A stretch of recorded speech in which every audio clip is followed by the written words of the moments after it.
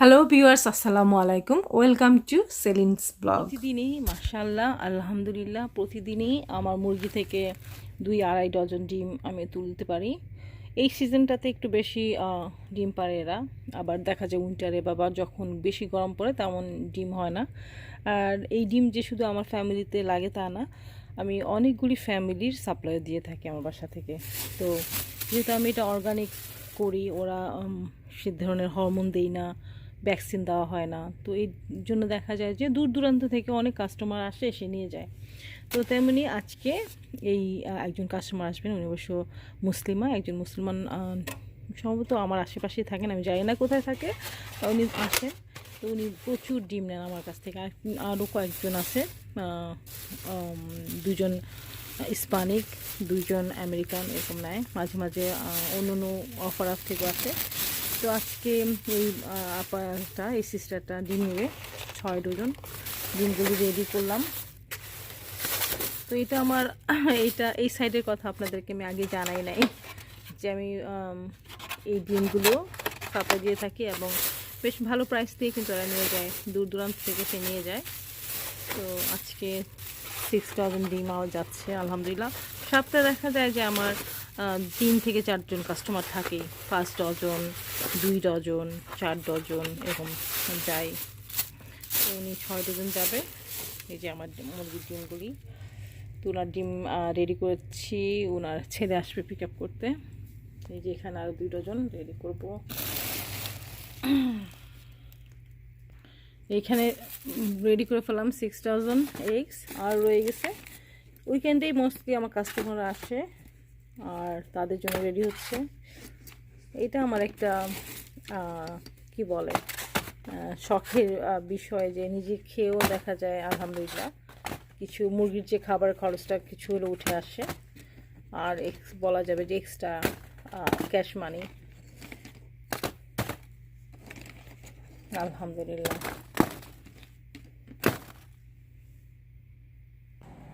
যেমন এখানে আমি এই মাস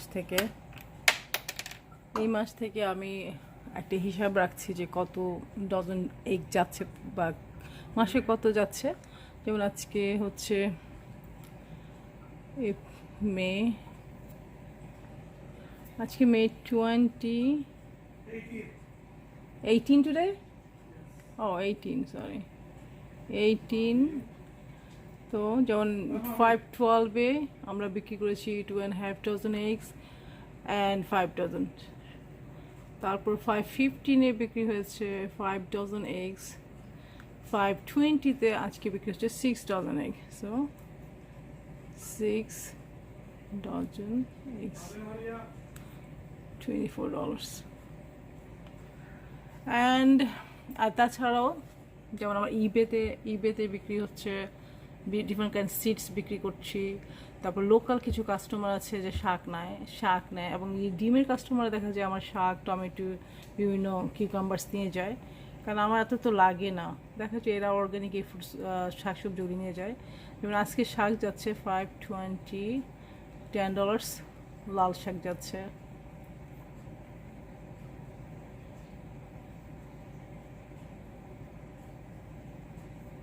এটা একটা ফান যে নিজে করার পাশাপাশি অন্যকে দেওয়া এবং সাথে সাথে কিছু ক্যাশ মানি আর্ন করা। এই যে লাল শাক তুলে নিয়ে আসলাম, মোটামোটা 2টা আটি আমার দেখা যাবে যে $5 করে চলে যাচ্ছে। আমি যদিও এটা বিক্রি করতে চাই নাই, আমাকে অনেক রিকোয়েস্ট করে নিচ্ছে, তো আমি একটু বেশি করে দিচ্ছি যে কষ্ট করে নিবে যেহেতু। তো এই শাক তুলতে যেয়ে দেখলাম, লাল শাকটা তুলতে যেয়ে যেটা খেয়াল করলাম যে হেঁচি শাক, আবার হেঁচি শাক তো আমার খুবই পছন্দ। তো আবার একদম আমি কয়েকদিন আগে তুলে খাচ্ছি, আবার কেমন সুন্দর ডগা মিলে নতুন নতুন পাতা। তো এটা দেখে আমি আবার দৌড়ায় যেয়ে আমার জন্য তুলতে আসলাম। যে এই শাকটা নর্মালি আমার বছরে একবারই খাওয়া হয়, খেতে পারি না কারণ শক্ত হয়ে যায়, কাজে ব্যস্ত থাকি, তোলা হয় না। আর এই সপ্তাহটা আমি ছুটি নিয়েছি, সবে কদর ঈদ করে তারপরে ইনশাল্লাহ আবার কাজে ফিরে যাব। তো দেখে মনে হলো যে কিছু তুলি। আর ইফতারির পরে যে যদি ভাত খাওয়া হয় বা সেহরি তেমন তেমন খাওয়া হয় না, খেলে আমার মনে হয় যে একটু শাক দিয়ে ভাত খাই। আর জন্য আমি খুব শাক পছন্দ করি। আর এই সিজনে যেহেতু খুব কচি কচি শাক বাগানে হইতেই থাকে, আলহামদুলিল্লাহ একটার পর একটা হচ্ছেই। তো দেখা যায় যে স্পিনাশ, যে কোনো স্পিনাশ, পালং শাক খেলাম, না হয়তো লাল শাক, না হয় ডাঁটা শাক, না হয় এই শাকটা। এখন শাক খেতে খেতে একটা অভ্যাস হয়ে গেছে যে না, একটু শাক হলে ভাতটা মনে হয় যে খাওয়া হয়। আর রোজার মধ্যে অবশ্য এত মাছ খাওয়া চলে না, মাছটা হয় না, মাংসটা তো একদমই খেতে পারতেছি না। তো আমিও শাক তুলতে আসলাম যে একটু শাক তুলে নেই।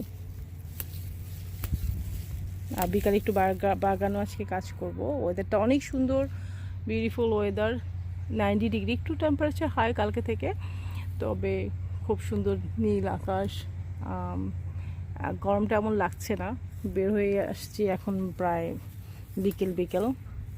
গ্যারেজে কাজ করলাম অনেক আমরা দুজনে।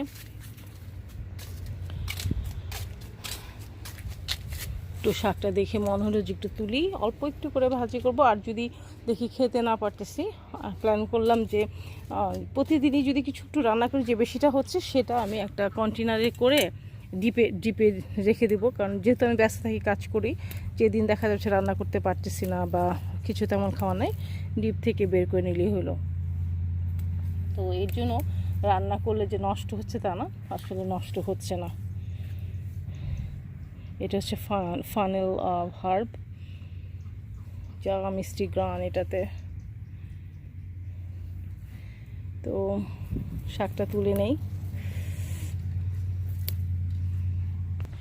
এই পটে কিন্তু হেসি শাকটা হয়, পটেও হয় আবার মাটিতে হয়, আমার দুইটাতেই আছে। পটও 2-3টা পটের মধ্যে আছে, একটা চারা কোনোভাবে এসে পটের মধ্যে পড়ে গেছে, তারপর থেকে হচ্ছে। এটা কিন্তু আবার হাসনা হেনার পট।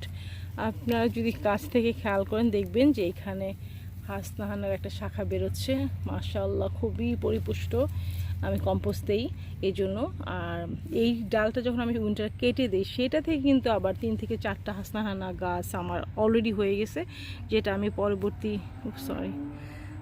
পরবর্তী ভিডিওতে দেখাতে যাচ্ছি যে ডাল থেকে কিভাবে চারা হচ্ছে এবং সেটা কিভাবে ট্রান্সপ্ল্যান্ট করছি আমি, সেটা দেখাচ্ছি আমি নেক্সট ভিডিওতে ইনশাআল্লাহ।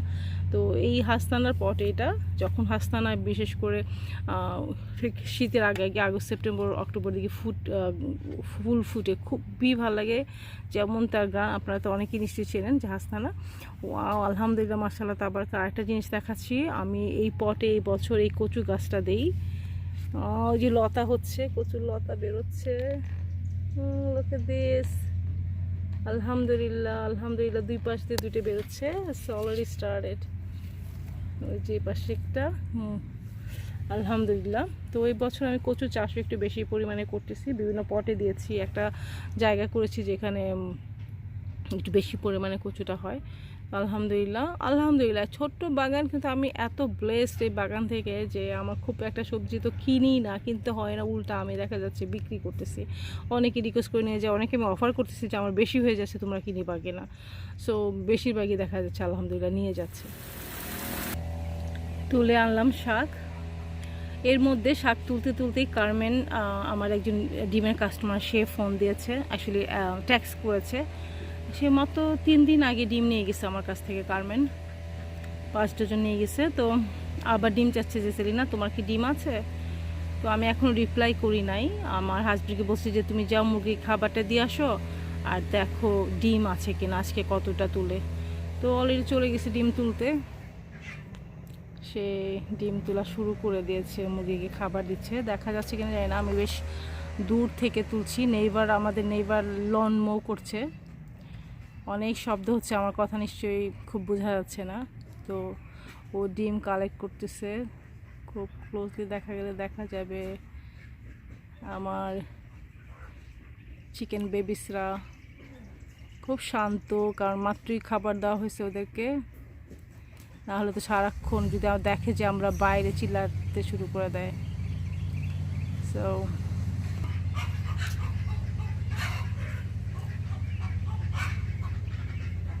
ওর ডিম তোলা মোটামুটি মনে হয় শেষ। নাইস ওয়েদার, চলে আসতেছে ডিম তুলে। দেখা যাক কয়টা আছে আজকে। বিজি বিজি, খুব বিজি এরা।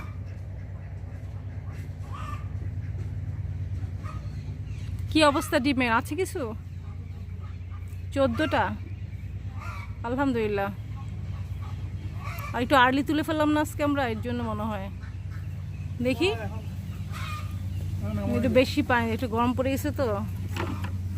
এই যে আমাদের, হ্যাঁ 2-1টা হয়তো পরে আসবে আমাদের ডিম, আজকের ডিম। এই যে তো ঘরে আসি মনে হয় 1.5 ডজনের মতো, বলে দেই যে 3 ডজন 4 ডজন দেওয়া যেতে পারে। দেখি আমি, কারণ একটা তো বানালাম ওই মুসলিম আপার সিস্টারের জন্য, আর এটা তো আজকে মাত্র 14টা ডিম আলহামদুলিল্লাহ নিয়ে আমি যাই। আমি কৃষানি, আমার হাজব্যান্ড হাসতেছে, আমি কৃষানি, আমার শাক আর আমার ডিম নিয়ে যাই। বিসমিল্লাহ। তো আজকে শপিং, আমার বাগান থেকে শপিং হচ্ছে। আমার এই হেসি শাক আমার জন্য, এটা ডিম কারমেনের জন্য, আর এই লাল শাক তুলে এনেছি আমাদের। এটা আজকে কাস্টমার, আমাদের একটা ফ্রেন্ড, সিস্টার ফ্রেন্ড, ও নেবে। তাহলে আমি সব প্যাক করে ফেলি। আর কী জন্য বলছিলাম, ডিম কয়টা আছে কারমেনের জন্য দেখতে হবে। ঠিক আছে, এটা ভিজো না, এইটাতে কিছু আছে তো। মাসে দেখো তো মা কতগুলি ডিম আছে। আমি ওই 6 ডজন ইয়ের জন্য রাখছি। হ্যাঁ এইটা গার্মেন্টের সমস্যা নাই এখান থেকে। আর ওইখানে কয় প্যাকেট আছে দেখি, এই বালতির ডিমগুলো নিয়ে আসো তো মা। কতটুকু আছে ওকে আমাকে ট্যাক্স করতে হবে যে কতটুকু। ও আচ্ছা, এখানে প্যাকেট করতেছিলাম যেটা, এটা হচ্ছে 1.5 ডজন। আর এখানে আমি কিছু ফিল করে দেই, তাহলে 3 ডজন। তারপর বলা যাবে যে এতটুকু আছে। ও নর্মালি 1 সপ্তাহ পর পর নেয়, আজকে একটু আর্লি, 1 সপ্তাহ 2বার নিচ্ছে। তো 3 ডজন, হয়তো 4 ডজন দেওয়া যাবে। ও ট্যাক্স পাওয়ার সাথে সাথে এসে আবার হাজির হবে যে ওন সময় তো আমার কাছাকাছি থাকে, আমি যাই না কোথায় থাকে, বাট কাছাকাছি থাকে, বেশি দৌড়ার বেশিক্ষণ লাগে না আসতে। মোটামুটি আজকে বিজনেস আমার এইটাই। ঘর কন্যার সাথে সাথে দেখা যায় যে আমার বিজনেসও চলতে থাকে আলহামদুলিল্লাহ, আল্লাহ কাছে শুক্রিয়া। হ্যাঁ 4 ডজন হয়েও আরও আসছে আলহামদুলিল্লাহ।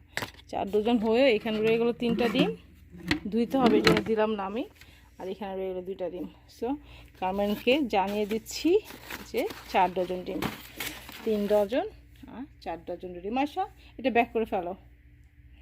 তাহলে আমি আরও বিক্রি করলাম আজকে 4 ডজন ডিম। 4 ডজন গেল আজকে 520, 518। 6 ডজন দিলাম আগে, আর 4 ডজন eggs, $16, 24 ফার্স্ট, 16 প্লাস $10 আমার শাকের জন্য। তাহলে কত হচ্ছে 24 আর 16 সমান $40, 30, 40 প্লাস 10, $50। আলহামদুলিল্লাহ রাব্বিল আলামিন। জি, বাসায় বসেই এটা করা যায়। যারা আমরা শখের জিনিসগুলি আছে করতে পারি, সেটা যেমন আমাদের নিজেদের শখ মেটাচ্ছে, তেমনি কিন্তু একটা বাড়তি ইনকামের ব্যবস্থা করে দিচ্ছে। আর নিজের বোনাস তো আছেই। তো যেটা বলছিলাম যে আলহামদুলিল্লাহ ব্লেসিংয়ের কোনো শেষ নাই। আর এই ব্লেসিংকে যদি আমরা বাড়াতে চাই, আমার মতামত হচ্ছে যে ব্লেসিং বাড়াতে চাইলে যা করতে হবে, আমি যা করি এবং আমি দেখতেছি আজকে কয়েক বছর ধরে আলহামদুলিল্লাহ রাব্বুল আলামিন, আমি আপনাদের এই জন্য বলছি যে শুকরগুজারি হতে হবে। আমি বলি না যে আমি যে খুব শুকরগুজার করি তা না, বাট সব কিছুতে অ্যাপ্রিসিয়েট করতে হবে যে না, আমার যা আছে, আমার ছোট্ট মোট 1 কাপ চাল আছে, আজকে 1 কাপ চাল আছে, এতে আমার শুকর আদায় করতে হবে যে আমার 1 কাপ তো চাল আছে, তাই না? আমার তো এমন না যে নাই, 1 কাপ আছে। অথবা পজিটিভ সাইডগুলি সবসময় দেখতে হবে যে আমার 4 কাপ নাই, কিন্তু আমার 1 কাপ আছে, আমার 4 কাপের জন্য চিলাচিলি করব না। আমার এটুক আছে, আলহামদুলিল্লাহ আমার এটুক আছে। সারাক্ষণ এটা মানে অ্যাপ্রিসিয়েট করতে হবে যে আলহামদুলিল্লাহ আমার এইটা আছে। আর কি করতে হবে যে প্ল্যান করতে হবে যে ঠিক আছে আমি এইটা চাই, আমি 4 কাপ চাল চাই, ও আল্লাহ আমার 1 কাপ আছে, আমাকে আরও 4 কাপ করার ব্যবস্থা করে দাও। তখন সেই ব্যবস্থার দিকে মানে ফোকাস করতে হবে, ঠিক আছে? এইটা হচ্ছে কি যেটা বলে চাবি নিয়ামতের। আল্লাহর কাছে আল্লাহ কি বলছেন যে তুমি আমার কাছে চাও, এটা বলছেন না যে তোমরা আমার কাছে চাও, দ্যাটস ইট। তার মানে আল্লাহ বলে নাই তুমি এটা যেতে পারবা ওইটা যেতে পারবা না, এটা কিন্তু বলে নাই। তো এটা যখন আমি বিশ্বাস করি তখন আমার যে ভালো লাগার জিনিসগুলো, আমি তো চাচ্ছি না যে আমাকে অট্টালিকা দাও, আমি চাচ্ছি না আমাকে BMW সামথিং কিছু দাও, নো, আমি আসলে চাইও না। আমার ভালো লাগে, আমি কমফোর্ট ফিল করি যেগুলি, সেগুলি আমি চাই। এবং চাইতে না চাইতে আলহামদুলিল্লাহ আমার কাছে এসে দেখা যায় হাজির হয়ে যায়, সুবহানাল্লাহ। এবং বাড়তেই থাকে, যত আমি শুকরিয়া আদায় করি, অ্যাপ্রিসিয়েট করি, ততই দেখা যায় যে আল্লাহ কী বলছেন, তোমরা শুকরিয়া আদায় করো, নিয়ামত যা আসছে তা স্বীকার করো, আমি বাড়িয়ে দেবো। তো এটা হচ্ছে যে আমরা যে অবস্থায় আছি, আমরা যখনই মানে অ্যাপ্রিসিয়েট করতে শিখবো, বেশি বেশি শুকরিয়া আদায় করতে শিখবো, এবং অনেস্টলি ভিতর থেকে শুকরিয়া আদায় করতে শিখবো, এবং বেশি চাইবো যে আল্লাহ ঠিক আছে আমার এতটুকু আছে, আমি এইটা চাই, আমি আরও এতটুকু চাই, বা আমি এই গাছটা আছে আমি আরেকটি গাছ চাই, আমার একটা বাড়ি আছে এই বাড়িটাকে আমি আর সুন্দর চাই, আমার একটা সন্তান আছে আমি সন্তানটাকে সুস্বাস্থ্য চাই, মানে সবসময় ভালো চাই, এটা চাইতে হবে। এবং একদমই যেটা কি মানে তাড়াহুড়া করা যাবে না, বা মন খারাপ করা যাবে না যে আমার কেন ওইটা নাই, কেন ওইটা নাই, নো নো নো, এটা একদমই করা যাবে না। করলে যেটা এটা কিন্তু আমাদের ইসলাম শিখায় না। এই যে 2 আটি হয়ে গেল, বেশ মোটা মোটা আটি, খুশি হবে আমার কাস্টমার। আর আমার বাগানও এত লাগছে না, আমার খেয়েও দেখা যাচ্ছে এক্সট্রা থাকছে, আমি এক্সট্রা মেক মানি করছি। এবং অর্গানিক শাক, লাল শাক, যেটা এখানে পাওয়াই যায় না, রেয়ার, খুবই রেয়ার, তাদেরকে সাপ্লাই দিয়ে আমি, টাকাটা বড় কথা না, অ্যাটলিস্ট তাদের যে শখ এটা খাওয়ার, সেটাও তো একটা ভালো দিক, তাই না? তো প্রিয় বন্ধুরা, আজকে আমার গার্ডেনিংয়ে এবং বিজনেসে নতুন একটি সেকশন আপনাদেরকে দেখালাম। আশা করি আপনারা এনজয় করেছেন, ভালো লেগেছে আপনাদের।